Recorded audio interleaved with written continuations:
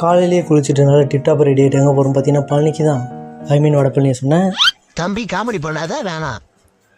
Hi guys, எப்படி இருக்கீங்க? ஒருவேளை கோயிலுக்கு வந்து ரீச் ஆகிட்டோம். சுற்றி நிறைய கடைகளை வேறு இருந்துச்சு. அப்பன்னு பார்த்து ஒரு அக்கா, தம்பி விளக்கு போடுப்பா, வாழ்க்கையை ஒளியோட்டமாக இருக்கும்னாங்க. சரிக்கா, நீங்கள் சொன்ன கரெக்டாக இருக்குன்னு சொல்லிட்டு நானும் ஒரு விளக்கு வாங்கிட்டு ஸ்ட்ரைட்டாக கோயிலுக்குள்ளே போகணும்னு போனேன். அப்பன்னு பார்த்து எல்லோரும் தம்பி போய் க்யூவில் நில்லுப்பான்னு சொல்லிட்டாங்க. சரி, க்யூவை போய் பார்த்தா டென்ட் எடுத்தாங்க. இந்த வெயில் தோலை தாங்க முடியல. சரி, க்யூ மூவ் ஆச்சு. நானும் கூட போயிட்டு இருந்தேன். அப்பன்னு பார்த்து கண்ணில் பிடிச்சி சிறப்பு தரிசனம் 50 ரூபா, பொது தரிசனம் தனின்னு சொல்லிட்டு நான் நின்னது பொது தரிசனம். சரி, சிறப்பு தரிசனத்தில் அப்படி 50 ரூபாய்க்கு என்னதான் இருக்குன்னு போய் பார்த்தா ஒன்றும் இல்லை. அதே மாதிரி நம்ம மாதிரி க்யூ தான் நிற்கிது.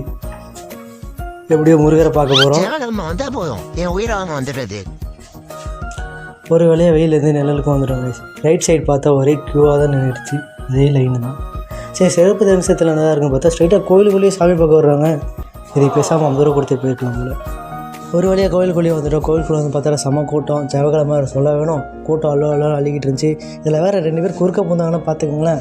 க்ரௌடு மூவ் ஆகிட்டே இருந்துச்சு. க்ரௌடை சேர்ந்து நானும் மூவ் ஆகிட்டே இருந்தேன். கையில் வேறு இந்த விளக்கை வச்சுக்கிட்டு எங்கே வைக்கிறதுன்னு தெரியாமல் முடிச்சுக்கிட்டு இருந்தேன் பார்த்துக்கங்களேன். அப்பன்னு பார்த்து நம்ம நண்பர் ஒரு தென்பட்டார். நீங்கள் எப்படி வேணாலும் போங்கடா, நான் நல்லா படுத்துவோம்னு சொல்லிட்டு காலை பப்பரப்பன்னு வச்சுட்டு தூங்கிட்டு இருந்தார். யாரா நீங்களா? இங்கே ஒரு ஜென்டில்மேன் போட்டு தூங்கிட்டு இருக்கேன்னு தெரியுதுல, எதுக்கு டிஸ்டர்ப் பண்ணிக்கிட்டு இருக்கீங்க? ஒரு வரியாக முருகரையும் பார்த்துட்டு விளக்கு போகிற இடத்தையும் கண்டுபிடிச்சிட்டு விளக்கு ஏற்றிட்டோம். நல்லா ஜெகஜோதி எரியுதில் விளக்கு வெற்றிகரமாக ஏற்றியாச்சு. இந்த பட்டையை வேறு ஐயர் பெருசாக வச்சு விட்டார். டிசப்பாயிண்டட். வெயில் வேறு தாங்கலை.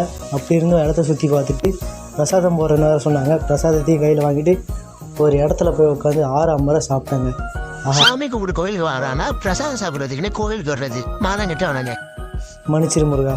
சரிங்க, கிளம்பிட்டேன். பாய் பாய். அடுத்த வீடியோவில் பார்ப்போம்.